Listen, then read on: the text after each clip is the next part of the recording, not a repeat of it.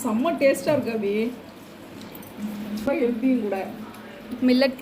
இப்போ இது வந்து என்ன மாவுன்னா, இது நாங்கள் வந்து வீட்லேயே அரைக்கிற ஒரு சத்து மாவு. 2 ஸ்பூன் அளவுக்கு தயிர் சேர்த்துக்கிறேன். கொஞ்சமாக உப்பு, அதே மாதிரி 1 ஸ்பூனு நெய் நல்லா பிசைஞ்சு விட்டு இதையும் இப்படி பிடிக்கிற பதம் வரணும்.